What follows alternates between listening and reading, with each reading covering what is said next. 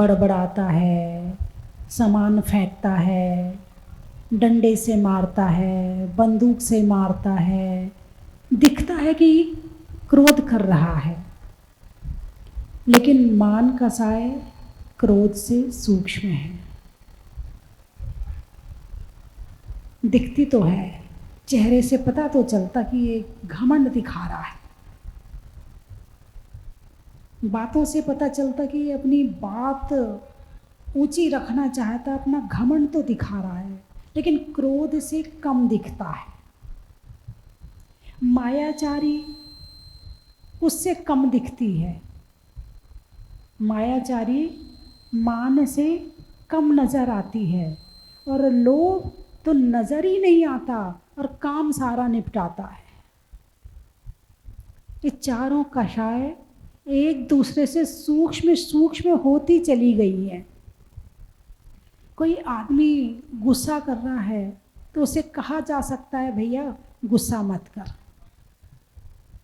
मान कषाय वाले को भी कहा जाता भैया नीचे आ जा, ज़्यादा ऊपर मत चढ़। मायाचारी वाले को भी कहा जाता भैया देख ज़्यादा झूठ मत बोला कर, ज़्यादा हाँ मायाचारी मत कर। लेकिन लोभ तो नज़र ही नहीं आता, उसको पकड़ें तो कैसे पकड़ें।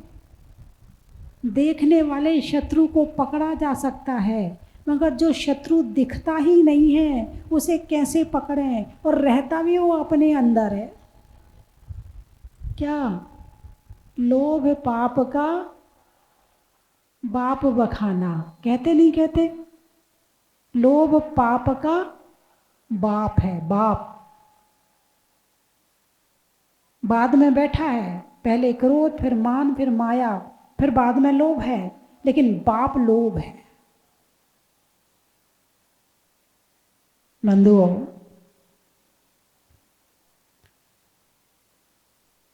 चौबीस घंटे में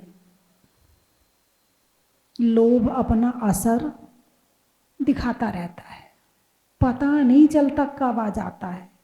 खाने का लोभ, पहनने का लोभ, देखने का लोभ, सुनने का लोभ है, घ्राण इंद्री का लोभ, रसना इंद्री का लोभ, स्पर्शन इंद्री का लोभ, कुछ पाने का लोभ, कुछ बनाने का लोभ, कुछ पहनने का लोभ, कुछ करने का लोभ, चारों तरफ से जकड़ रखा है लोभ ने।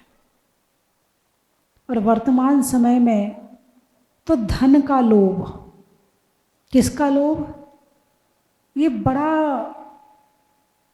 बहुत ज़्यादा रूप में प्रकट हो रहा है। कहा जाता है कि बहु धन बुरा हो भला कहिए लीन पर उपकार सो।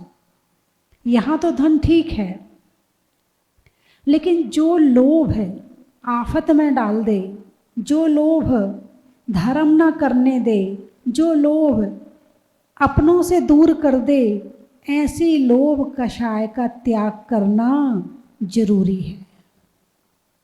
अभी आप लोग दान कर रहे हो, कर रहे कि नहीं कर रहे? कभी किसी माध्यम से, कभी किसी माध्यम से, कभी किसी माध्यम से दान चल रहा है। ये दान क्या है? बोलिए ना, ये दान क्या है? ये लोभ कषाय का त्याग है। आपने जितना भी त्याग किया है उतना लोभ त्याग हो गया।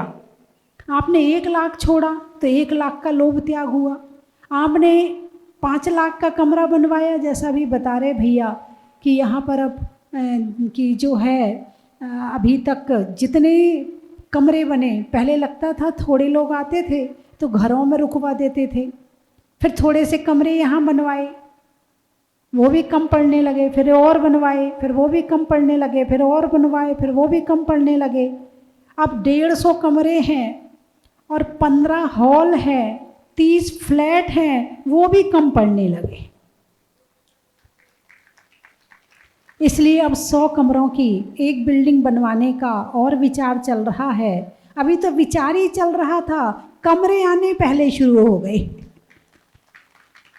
आप अतिशय और चमत्कार देखिए, अभी कोई योजना नहीं बताई आपको कि यहाँ पे कोई कमरे बनवाए हैं, बन रहे हैं तो आप कमरा बनवाइए। कोई योजना नहीं बताई, कमरा पहले आया, योजना बाद में बनी। तो बंधुओं,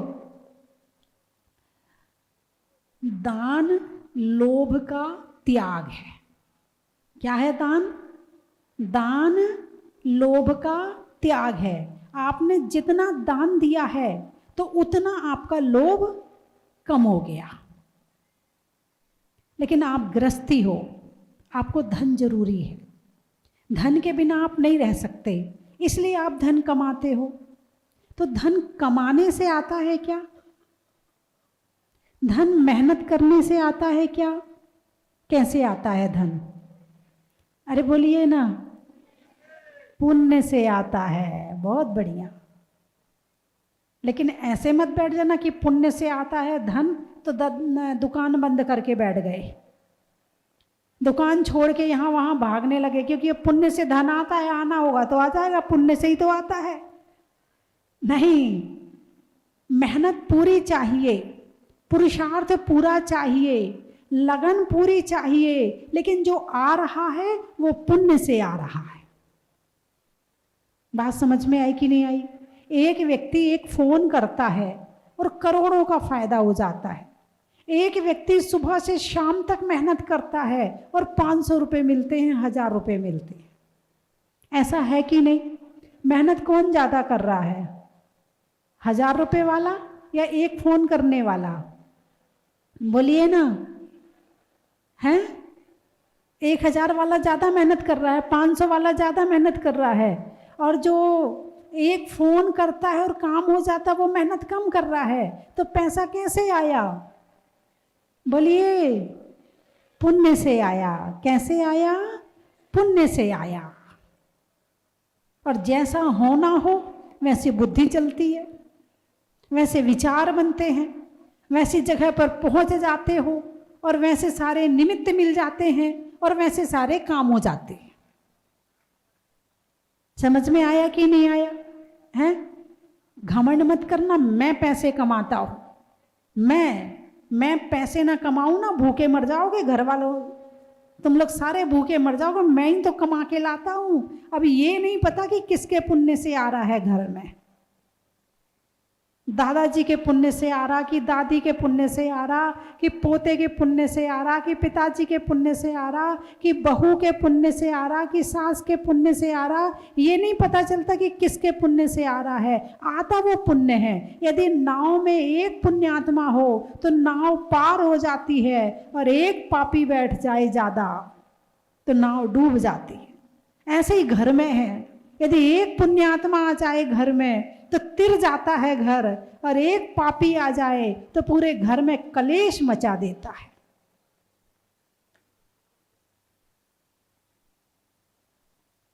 तो पुण्य कहाँ से आता है? चलो ये तो पता चल गया कि पैसा पुण्य से आता है। पुण्य कहाँ से आता है? अरे बोलिए ना, पुण्य कहाँ से आता है? धर्म से। बहुत बढ़िया, बहुत बढ़िया। पुण्य कहाँ से आता है? धर्म से आता है। तो सुबह के जो 2-3 घंटे हैं वो आपके धर्म में जाने चाहिए। वो बैलेंस है आपका, वो जीवन चलने वाली गाड़ी का तेल है आपका। और जितना धर्म करोगे गाड़ी उतनी अच्छी चलेगी, और जितना नहीं करोगे तो जब तक पुण्य है खा लो बैठ के, और जिस दिन खत्म हो जाएगा उस दिन पता चलेगा। बात समझ में आई कि नहीं आई? तो धन कैसे आता है? पुण्य से आता है। पुण्य कहाँ से आता है? धर्म से आता है। चलिए, तो आपने अभी दान दिया है तो ये पुण्य से दिया या पाप से दिया है? अभी तो आप कह रहे थे आता पुण्य से है, अब कह रहे जाता पुण्य से है। भाई पैसा हाथ से तो छूट गया ना, कन्वर्ट हो गया, हार्डवेयर का सॉफ्टवेयर हो गया। क्या हो गया? हार्डवेयर का सॉफ्टवेयर हो गया, है ना?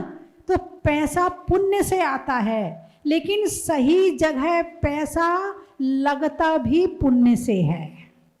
देने के भाव भी पुण्य के उदय में आते हैं। कमाने को पुण्य चाहिए तो मंदिर बनाने में उससे ज़्यादा पुण्य चाहिए, धर्मशाला बनाने में उससे ज़्यादा पुण्य चाहिए, तो वो वहां लगेगा, वरना नहीं लगने वाला। कमाया तो तुमने पुण्य से है और लग जाएगा पाप में। कहाँ लग जाएगा? बहुत जगह देखे होंगे कि पिताजी तो चले गए, संपत्ति बहुत सारी छोड़ गए, अब चारों भाई लड़ रहे हैं, 5 भाई लड़ रहे हैं, कोर्ट कचहरी कर रहे हैं। ऐसा देखा कि नहीं देखा? अरे बोलिए ना, हैं? अब जब पिताजी गए थे तब एक भाई 40 का था, एक 45 का था, एक 50 का था, एक 55 का था। 30 साल हो गए लड़ते लड़ते, चारों बूढ़े हो गए, ना भोग कर पा रहे, ना दान कर पा रहे। वो पैसा किस काम आ रहा है? लड़ाई के काम आ रहा है। किस काम आ रहा है? लड़ाई के काम आ रहा है। तो पैसा लड़ाई के काम आ रहा है, तो आया तो पुण्य से था और बंध पाप का हो रहा है। हाँ या ना? है? तो पैसा कमाने में जितना पुण्य चाहिए, त्याग करने में उससे ज्यादा पुण्य चाहिए, तब वो सही जगह लगता है। ठीक है, चलिए अब हमारे जो तीर्थंकर हैं या अन्य जो भगवान बने हैं या मुनिराज बने हैं, तो वो तो सब कुछ त्याग कर देते हैं। तो उनके पाप का उदय है कि पुण्य का उदय है? भाई जब मुनि बनते हैं तो सब चीज का त्याग करते हैं, करते कि नहीं करते? बहुत से सुने होंगे कि इतने करोड़ की संपत्ति छोड़कर दीक्षा ले ली, इतने करोड़ की संपत्ति छोड़कर दीक्षा ले ली। तो अब वो जो छोड़ा है उन्होंने, तो वो पुण्य के उदय में छोड़ा है कि पाप के उदय में छोड़ा है? क्या बात है, आपका निर्णय तो बहुत एकदम सही है।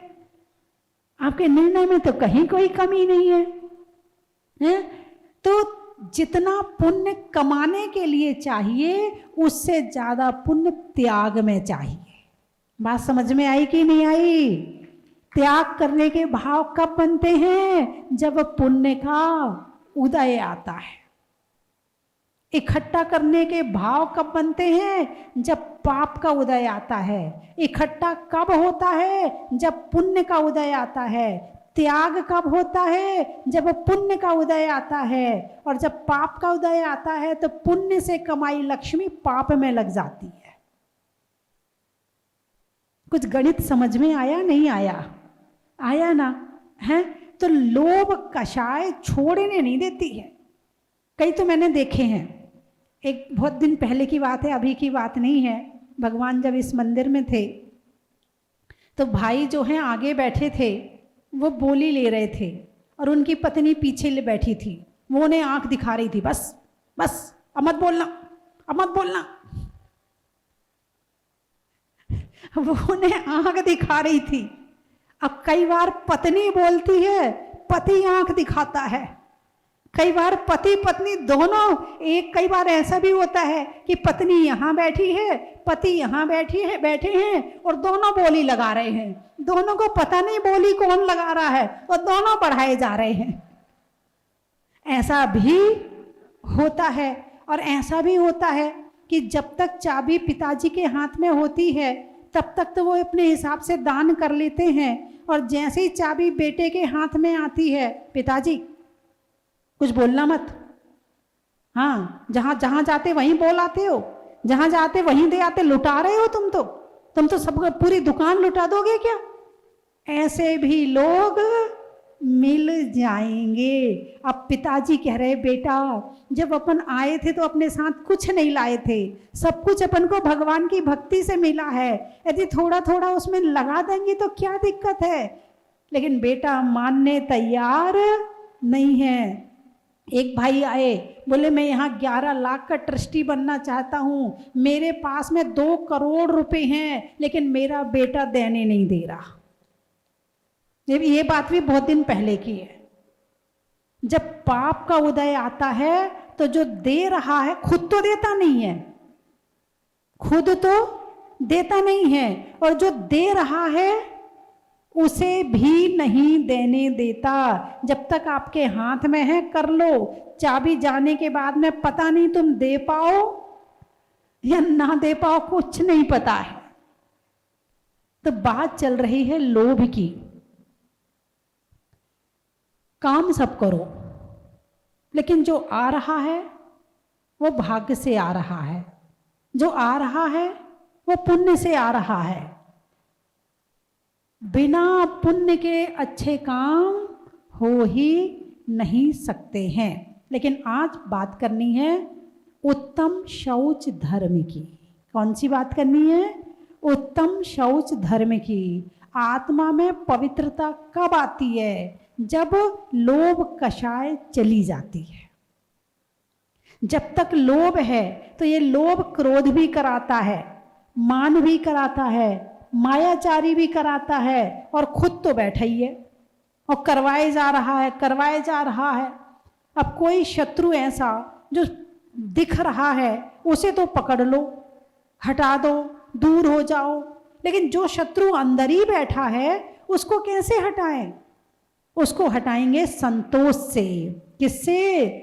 संतोष के जल से लोभ रूपी अग्नि पर पानी डाला जाता है। संतोष कौन सा? बोलिए ना, नाम सुना आपने? आए हैं कोई संतोष जी? आए हैं क्या? किसकी बात कर रही हूं मैं? हैं? किसी संतोष जी की बात कर रही हूं क्या? कि संतोषी माता की बात कर रही? किसकी बात कर रही हूं? कहाँ रहता है ये संतोष? अपने अंदर रहता है। कहाँ रहता है? अभी रहता नहीं है, रखना है, बुलाना है, निमंत्रण देना है। भाई जो मिला वो किसी से कम नहीं, जो नहीं मिला उसका गम नहीं। और जब आपको ज्यादा अपनी गरीबी दिखने लगे ना, तो मुनिराजों को देख लिया करो। इनके पास तो कुछ नहीं है, ये तो भी खुश हैं। हमारे पास कम से कम जीवन तो है, 2 टाइम के लिए भोजन तो है, हमारा जीवन तो अच्छे से चल रहा, धर्म करने तो मिल रहा है। जब आपके मन में ऐसी भावना आए कि आप गरीब हो, आप गरीब हो, हमारे पास तो कुछ है ही नहीं, बिल्कुल नहीं। धर्म करने के लिए गरीब और अमीर बराबर होते हैं। उपवास करने के लिए दोनों, बोलिए ना, बराबर है। गरीब भी उपवास करता है, अमीर भी उपवास करता है, दोनों कर सकते हैं। दान दे रहे हो, जिनके पास 1 करोड़ हो, 1 करोड़ है वो 1 लाख रुपए दे दो, जिसके पास में 100 रुपए हैं वो 1 रुपया दे दो, बात बराबर है। ज्यादा मन में परेशान होने की जरूरत नहीं है। और अपने जीवन को इतना शांतिमय जियो, इतना संतोषमय जियो कि ऐसा लगे कि वास्तव में जीवन में सुख आ गया है। वरना ये 99 का चक्कर तो कभी खत्म होने वाला है ही नहीं है।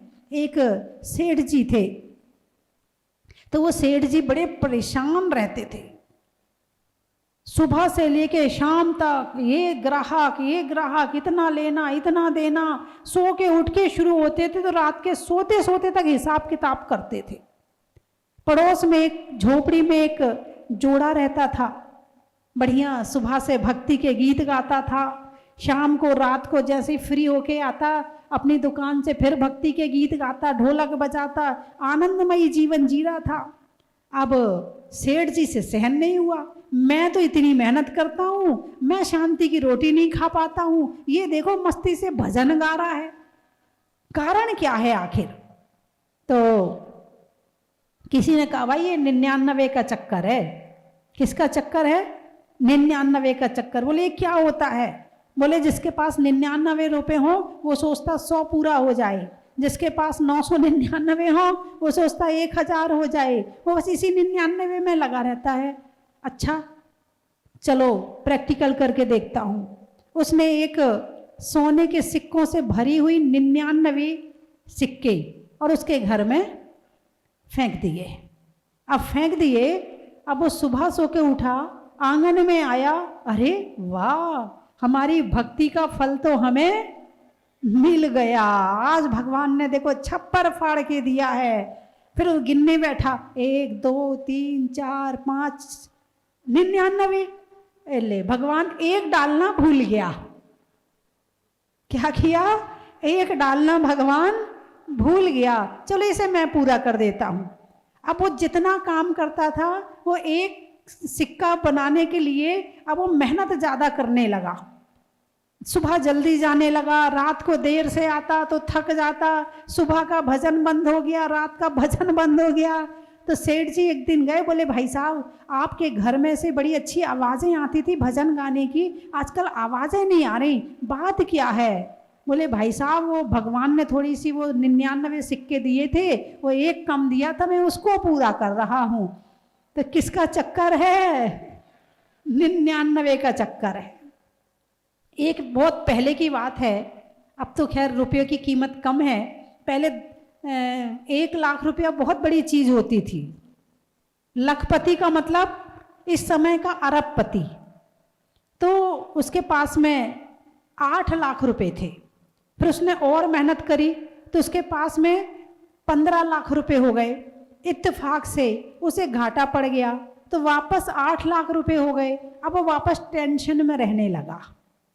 जब पहले 8 लाख थे तो वो बड़ा खुश था कि मेरे पास में 8 लाख रुपए हैं। फिर पैसा है, पुण्य के उदय में आया, पाप के उदय में 7 लाख चला गया। अब चला गया, अब 8 लाख अभी भी हैं। पहले उन 8 लाख में वो खुश था और आज 8 लाख में वो टेंशन में है। क्यों? जो चीज हमारे पास में है हम उसकी खुशी नहीं भोगते हैं, जो चीज हमारे पास में नहीं है हम उसका दुख भोगते हैं। कितना सोना तुम्हारे पास में है इसकी खुशी नहीं है, क्या नहीं मिल रहा है इसका दुख है। और ये कौन कर रहा है? ये लोभ कषाय कर रही है। कौन कर रहा है? ये दुखी कौन कर रहा है? लोभ कषाय दुखी कर रही है। तो सुखी होने के लिए क्या चाहिए भाई? पहले 8 लाख थे, आज भी 8 लाख है। जो भाग्य में था वो अभी भी है, और जो भाग्य में नहीं था चला गया, कोई बात नहीं है। जाने वाली चीज ही तो जाएगी ना। जो जाने लायक चीज है वो ही तो जाएगी ना। जो मैं नहीं हूं, जो मेरा नहीं है वो ही तो गया है। मेरी आत्मा तो नहीं जा सकती। अरे बोलिए ना, मेरी आत्मा तो नहीं जा सकती ना। तो फिर काहे को परेशान होना? जो मिला वो किसी से कम नहीं, और जो नहीं मिला उसका गम नहीं। बंधुओं, सब जाए पर धर्म ना जाए। काम करो, कोई दिक्कत नहीं है। दुकान चलाओ, कोई दिक्कत नहीं है। नौकरी करो, कोई दिक्कत नहीं है। लेकिन धर्म छोड़ के मत करना। धर्म छोड़ने का मतलब तुमने अपनी आत्मा बेच दी। क्या कर दिया? धर्म छोड़ने का मतलब तुमने अपनी आत्मा बेच दी। किसमें बेच दी? कौड़ियों के मोल में बेच दी। आत्मा अनंत सुखी है, अनंत सुखी है, मगर ये लालच, ये लोभ दिन भर दुखी करता। कभी खाने का लोभ, कभी पहनने का लोभ, कभी इसका लोभ, कभी दिखने का, कभी दिखाने का। इसी चक्कर में पूरी जिंदगी निकल जाती है, और जो मैं हूं उस तक मैं पहुंच भी नहीं पाता। एक राजा ने कहा, एक व्यक्ति से खुश था वो, बोले जा रत्नों के खजाने में जा, जितना चाहिए ले ले, लेकिन ध्यान रखना 1 घंटे का टाइम है, जितना भर लेगा वो तेरा है। गया, खजाना बहुत बड़ा था, हैं वहाँ गुड्डा गुड़िया, रत्नों की गुड्डा गुड़िया रखे हैं, रत्नों के महल रखे हैं, रत्नों की बहुत सारी चीज़ें। अब वो अंदर पहले तो आदमी जब शादी में जाता है तो एक चक्कर खाने में लगाता कि क्या बना है, फिर दूसरा चक्कर लेने में लगाता कि क्या खाना है। अरे बोलिए ना। तो उसने भी सोचा पहले देख तो लूं। अब खजाना इतना बड़ा था कि वो 1 घंटा कब निकल गया पता ही नहीं चला, और उसको वहां से बाहर निकाल दिया। बोले राजन मैंने तो कुछ भी नहीं लिया। बोले चल सोने के खजाने में जा, वहां भी यही हुआ। बोले चल चांदी के खजाने में जा, वहां भी यही हुआ। बोले चल पीतल तो ले ले, लेकिन वो हर जगह जाता, और इसी चक्कर में ये लूं कि ये लूं, ये लूं कि ये लूं।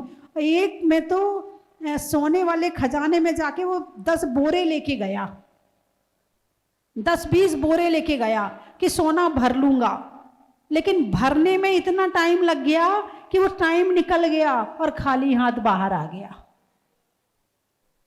एक राजा ने एक व्यक्ति से कहा, तो जमीन नाप ले जितनी तुझे चाहिए, लेकिन बस शर्त ये है कि तुझे जमीन के इस छोर से जहां तक लेना है वहां से लौटकर वापस आना पड़ेगा, वो जमीन तेरी।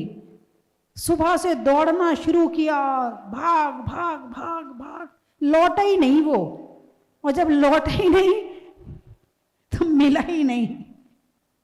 तो बंधुओं, जीवन में भोजन कर्म है, भोजन करने के पहले 9 बार नमोकार मंत्र, फिर भोजन। आप लोग ऐसा कर रहे हो कि नहीं कर रहे? भोजन करने के पहले आप सभी को 9 बार नमोकार मंत्र पढ़ना है। उसके पहले भोजन शुरू मत करना। आज से सुन लो, अभी तक नहीं किया हो तो आज से सुन लो। करोगे कि नहीं? कौन कौन करेगा? हाँ, मैं देख रही हूँ, हाथ उठाइए। 10 उपवास वाले हाथ मत उठाना, क्योंकि वो तो भोजन ही नहीं कर रहे हैं, है ना? हाँ, ठीक है। और यदि अच्छा लगे ये नियम तो अपने घर जाके भी इसका पालन कर लेना और मौन से भोजन करना। शुरू में 9 बार नमोकार मंत्र पढ़ना, फिर भोजन करना, और उसके बाद में जब भोजन हो जाए तो जितनी देर के बाद आपको पानी या दूध या जो शाम का लेना है उतनी देर का फिर त्याग कर देना, नहीं तो खाने का पाप लगता ही रहेगा। और वहाँ जाके मत बैठ जाना, जितने बजे से वहाँ जाके बैठोगे उतने समय से खाने का पाप लगेगा, भले 2 घंटे बाद मिले, मगर पाप आपको 2 घंटे पहले से लगना शुरू हो जाएगा। इसलिए टाइम से पहुँचना कि जितने पाप से बच जाएं उतना अच्छा है ना? तुम्हारी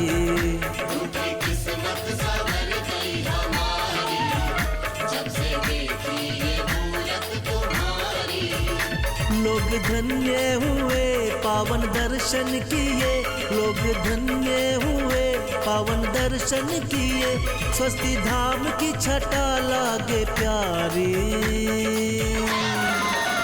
मुनि सुव्रत है महिमा के धारी, सारे जग के हो तुम तारणहारी।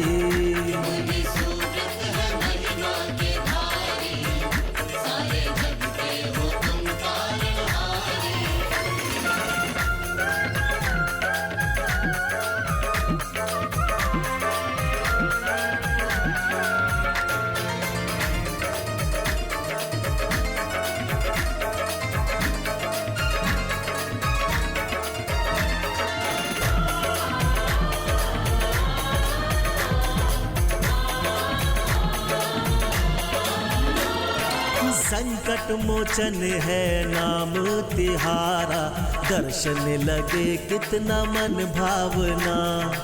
दर्शन लगे कितना मन भावना, दर्शन लगे कितना मन भावना। जिस दिन से भगवन निकले धरा से, भक्तों का जीवन बना सुहावना।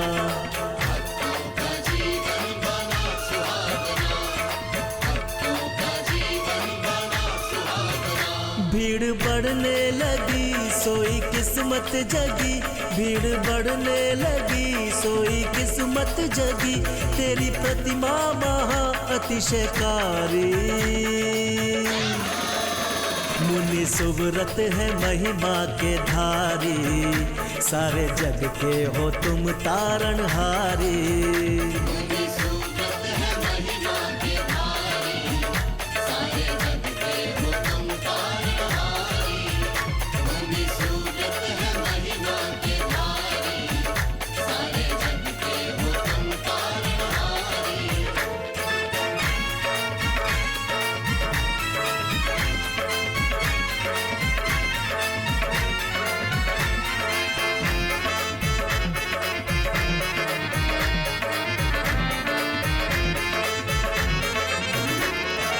एक बार जो भी आया यहाँ पे, खुशियों से झोली वो भर ले गया। खुशियों से झोली वो भर ले गया, खुशियों से झोली दुख दर्द सारे दूर हुए और सर्व सुखी उसका जीवन हो गया।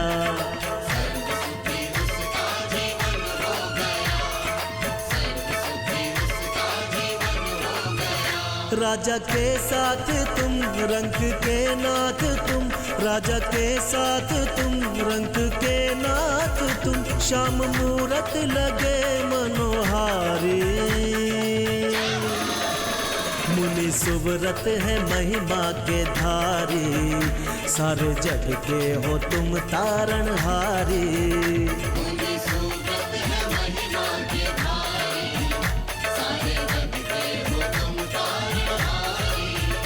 रूठी किस्मत संवर गई हमारी, जब से देखी ये मूरत तुम्हारी। रूठी किस्मत संवर गई हमारी, जब से देखी ये मूरत तुम्हारी।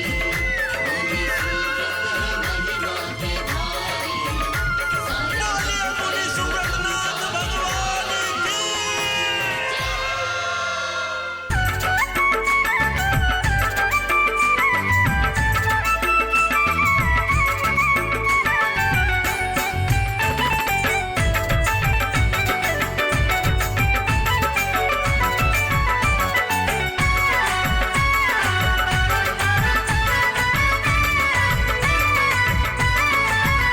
कभी पर्वत सा वजन बढ़ाते हैं, कभी हल्के हो जाते हैं। कभी पर्वत सा वजन बढ़ाते हैं, कभी हल्के हो जाते हैं। अपने भक्तों का मान बढ़ाते हैं, पल में हल्के हो जाते हैं। अपने भक्तों का मान बढ़ाते हैं, पल में हल्के हो जाते हैं। जय मुनि सुव्रतनाथ की, जय मुनि सुव्रतनाथ की, जय मुनि सुव्रतनाथ की, जय मुनि सुव्रतनाथ की। जय मुनि सुव्रतनाथ की, जय मुनि सुव्रतनाथ की, जय मुनि सुव्रतनाथ की, जय मुनि सुव्रतनाथ की।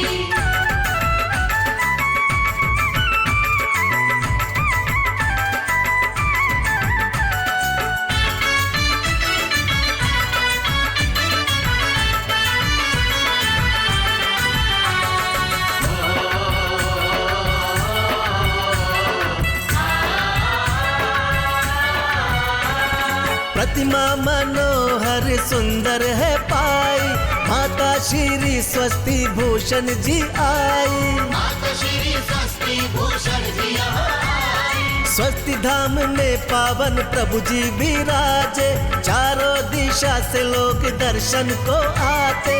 चारों दिशा से लोग दर्शन को आते। नित्य नए अतिशय यहाँ पे आए, कभी पर्वत सा वजन बढ़ाते हैं, कभी हल्के हो जाते हैं। कभी पर्वत सा वजन बढ़ाते हैं, कभी हल्के हो जाते हैं। जय मुनि सुव्रतनाथ की, जय मुनि सुव्रतनाथ की, जय मुनि सुव्रतनाथ की, जय मुनि सुव्रतनाथ की। जय मुनि सुव्रतनाथ की, जय मुनि सुव्रतनाथ की, जय मुनि सुव्रतनाथ की, जय मुनि सुव्रतनाथ की।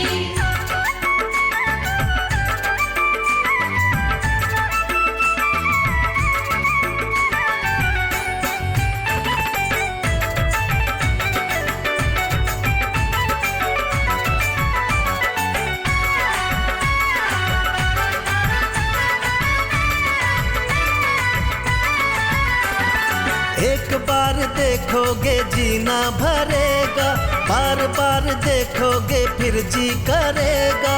बार बार देखोगे फिर जी करेगा। स्वयं अभिषेक प्रभु का होते देखा, मस्तक पे उभरे कभी मिटती है रेखा। मस्तक पे उभर कभी मिटती है रेखा। 20वें भगवान के मैं तो गाँव तराने, कभी पर्वत सा वजन बढ़ाते हैं, कभी हल्के हो जाते हैं। कभी पर्वत सा वजन बढ़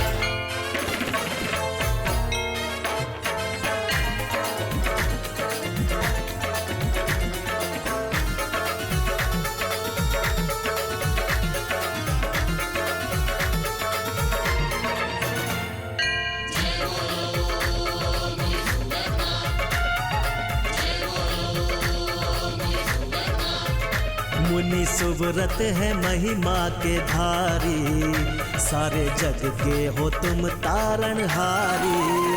मुनि सुव्रत है महिमा के धारी, सारे जग के हो तुम तारणहारी।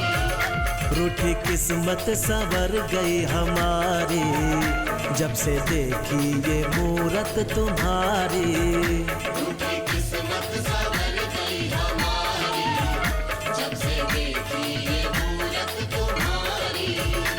लोग धन्य हुए पावन दर्शन किए, लोग धन्य हुए पावन दर्शन किए। स्वस्ति धाम की छटा लागे प्यारी,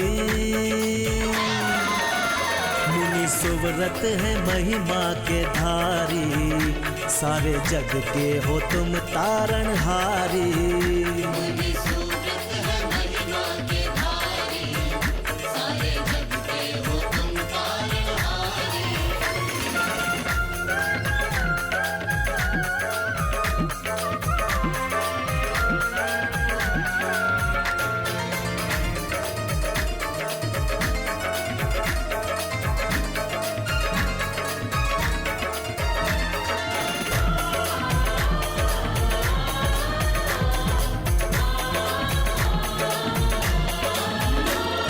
संकट मोचन है नाम तिहारा, दर्शन लगे कितना मन भावना। दर्शन लगे